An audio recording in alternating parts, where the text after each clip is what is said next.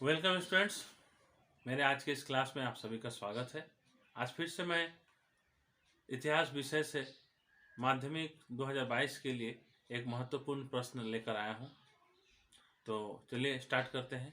आज का प्रश्न है, सरकारी दस्तावेज से आप क्या समझते हैं? सरकारी दस्तावेज यानी सरकारी प्रपत्र किसे कहते हैं? यह किस प्रकार इतिहास लेखन में सहायक सिद्ध हुआ है? एक उदाहरण भी देना है। तो सरकारी दस्तावेज का अर्थ है सरकार के उन कागज पत्रों से जो समय समय पर एक विभाग के अधिकारी द्वारा दूसरे विभाग के अधिकारियों कर्मचारियों को लिखे जाते हैं। ये सब कागजात सरकारी दस्तावेज कहलाते हैं। इन दस्तावेजों को सरकार द्वारा प्रमाणित तथ्य के रूप में सुरक्षित रख दिया जाता है। एक सरकारी दस्तावेज क्या होता है? सरकारी दस्तावेज के अंतर्गत सरकार द्वारा समय समय पर कुछ सूचनाएं सर्कुलर जारी किए जाते हैं। वो है सरकार द्वारा किया गया जांच पत्र है, खोज है, सरकारी डाटा है यानी कि आंकड़े हैं, रिपोर्ट है, सरकारी अधिकारियों के पत्र हैं। ये सभी सरकारी दस्तावेज के अंतर्गत आते हैं। तो ये हुआ पहले प्रश्न का उत्तर कि सरकारी दस्तावेज से आप क्या समझते हैं। अब दूसरी बात कि यह सरकारी दस्तावेज जो है वो इतिहास लेखन में किस प्रकार सहायक सिद्ध हुआ है या इसका योगदान कैसे है।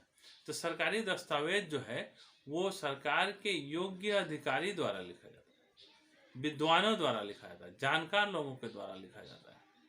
अतः ये अधिक तथ्यपूर्ण होते हैं, प्रमाणित होते हैं और विश्वास योग्य होते हैं।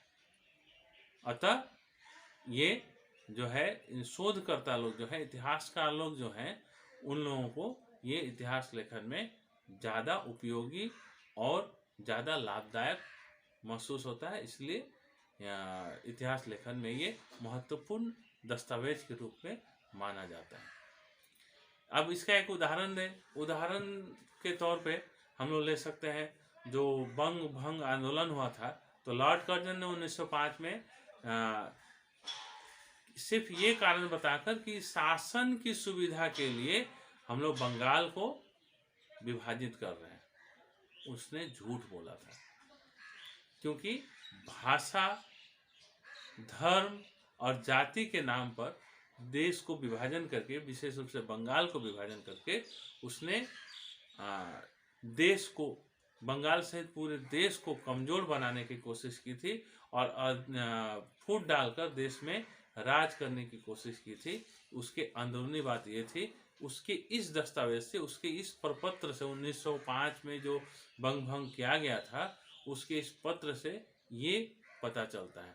तो उसका जो पत्र था उसको जब शोध किया गया, उससे पता चला कि ये देश को विभाजन करने के लिए उसने जो कदम उठाया था वो हमारे देश के हित में नहीं था।